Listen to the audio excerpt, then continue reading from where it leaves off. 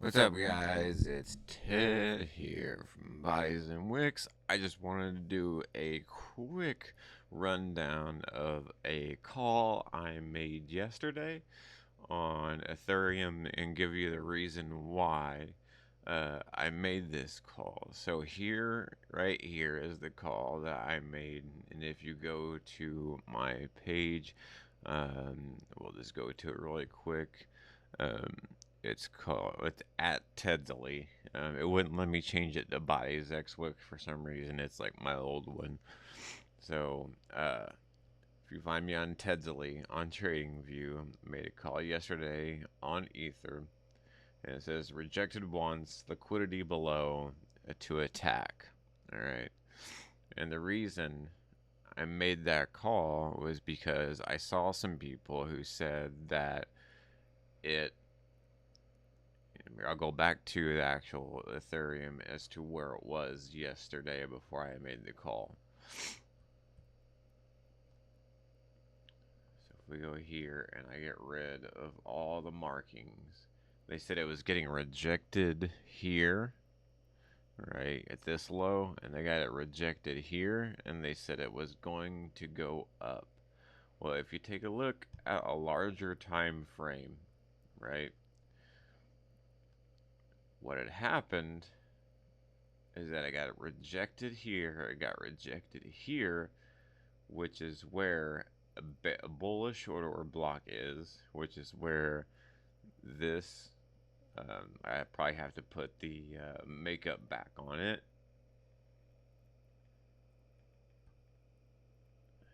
So it would be where this yellow line is, so where the 61.8% is. Right, that is the bullish order block. So, and within that, or actually just above that, I mean, is what's called a breaker. So, a breaker is this formation right here in smart money where you have a low, a high, and then you have a lower low formation, right? So, we draw it straight across. Generally, what happens if it usually acts as either support or it'll act as resistance depending on how it runs through it the first time. So the first time you look at the 4 hour, it kind of gives it a little bit of resistance, but not. It doesn't back down. Instead, it just runs up.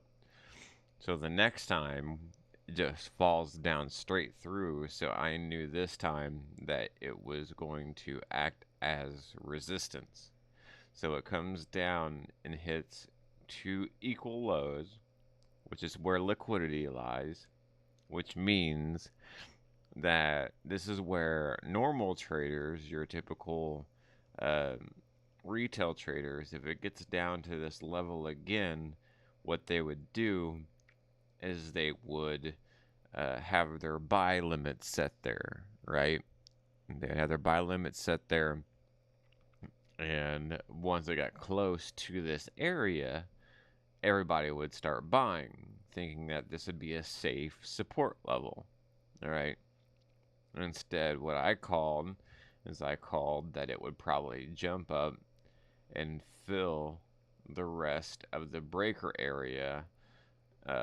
It doesn't necessarily have to fill the rest of the breaker area, but it would normally fill most of it, or at least get up into the last the last 4 hour candle, which that would be another bearish order block, or actually that would be right here.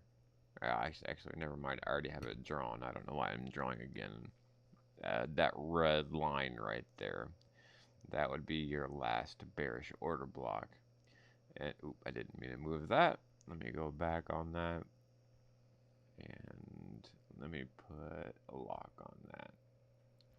So as it does on the 4 hour chart, come up to that breaker, you can see it it really doesn't close much above it. It does close above it, but it barely doesn't close much above it. Instead, it leaves a lot of high wicks.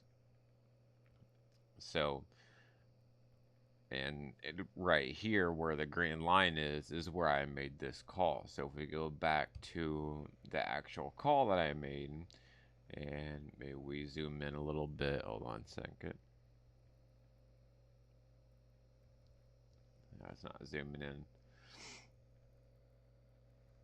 But you can see that in this, I think this is the 1 hour time frame right here.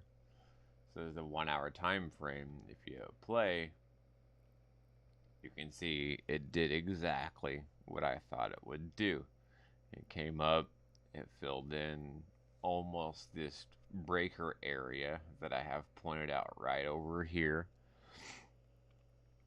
And then after it almost fills up that, hits the bearish order block, and then drops. And it drops to exactly that yellow line that I have. That is a bullish order block. So where is that bullish order block? That is right over here. So that is the last bearish candle before the bullish candle closes above it. So that's exactly where it dropped to, and that's exactly the marking that I had that I said it would probably go. And if you go down here and read it, I said, well, it's not actually going down there to the part where you can read, but this part here, you can't, I know it's probably hard to see, and it's really hard to read, but I talk about what smart money is, and I just basically give my thoughts on what would probably happen, and what people said would probably happen, and that smart money knows what people are probably going to do, and they're going to act in the opposite direction. So anyways, that's just my quick lesson on the Ethereum trade yesterday that I had. Pay attention to these things. Again, liquidity, equal level lows, will go against it. Look for breakers, such as a low, high, lower, low scenario. And then you had the liquidity right here. It was just a perfect recipe for this to push up and then drop right into where I wanted it to. So, again, little quick smart money lesson. Hopefully I can try and find more examples of these, and I can make more short clips of these so that you guys can watch and understand them. And before I go, I just wanted to give a quick shout to the videos, quote unquote sponsors. No, just cool things that I think you would enjoy and also get free money out of. So the first one is called Upgrade Bank. So click on the link that I provide in here. You get $100. All you gotta do is they send you a debit card. Use it 3 times. Boom! You get a free $100. Next thing I think you guys would think is cool is this. It's called Social Good. It's like a marketplace. They give you another free $100, and anything you buy, they actually pay you back in social good, which is actually crypto, so that you can stake. And I think right now it's all like 11 or 12 cents or something like that on the dollar. I can actually look it up really quick. Hold on 1 second. I think they actually do have the social good on here.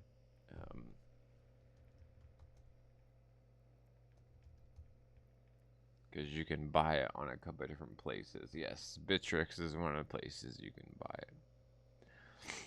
It was about 8 cents. So it was a couple days ago. It was about 11 cents or so whenever I was doing this. So it's about 8 cents on the dollar. So anytime you spend money, they'll match that with social good, crypto, and that way you can stake it. But anyways, That was my lesson on Ethereum and smart money, and how you can watch and see how the big banks trade against the smaller people, because the smaller people would have definitely bought at that liquidity line, but instead the banks knew that. So what do? They sold through it and also shorted it to make their money. So that being said, thanks for watching, all you lovely people, and I'll let you know when I got a next one. And to remember, always wear your pants.